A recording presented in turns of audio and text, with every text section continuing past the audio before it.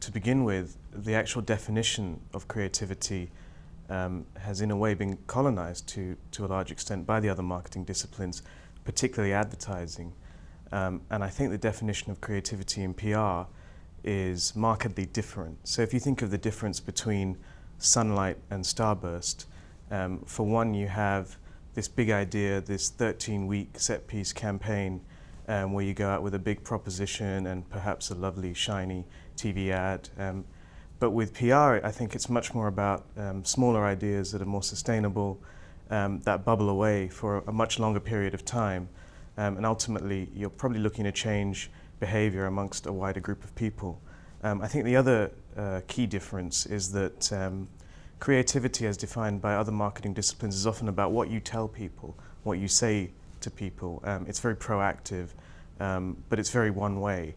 And I think in PR, creativity is as much about the response as about the question. I think the other thing about creativity in PR is that in other marketing disciplines, it's often defined by what you tell people, what you say to them. It's proactive and often it's quite one way. I think within PR, it's as much about the answer as about the question. So it's about how you respond to people's concerns and their views, how you engage with them, how you interact with them. And finally, I think another big difference is that creativity in PR doesn't have to be about the campaign, about the execution. It can be about coming up with an innovative approach to a particular business problem.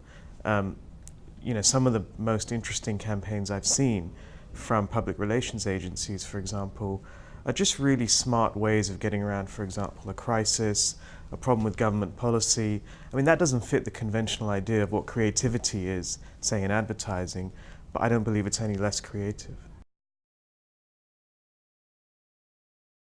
I think there's a few things that need to be done. First of all, I think the PR industry has to become a lot more aggressive in how it goes out to potential clients.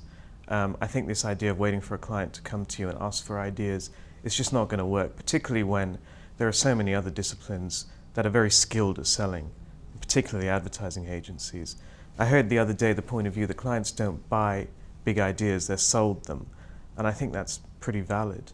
I don't think it's something the PR industry does well at all, to be fair. And I think they have to become a lot better at going out and going to clients maybe with unconventional ideas that they haven't asked for. Secondly, I think they need to get a lot smarter about who they're going at. You know, it might not be the comms department, frankly.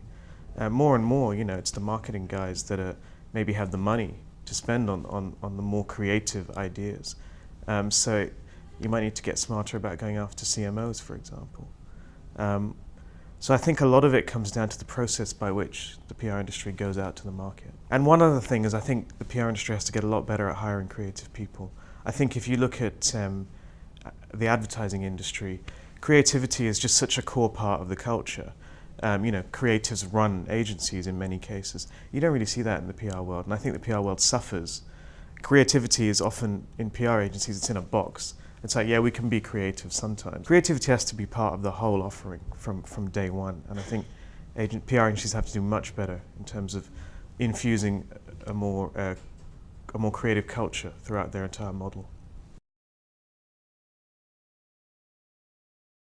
Pretty simply, we felt that other disciplines have ways and means to measure how creative they are.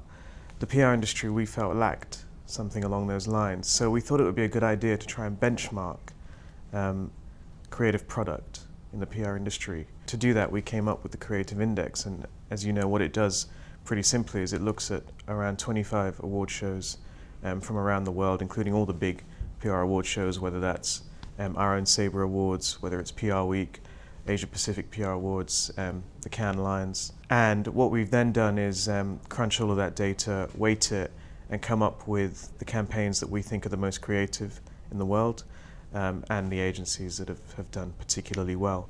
And I think it's good in a sense because now we create a level, and looking ahead we can then, you know, agencies can now measure how well they're doing on a year-by-year basis.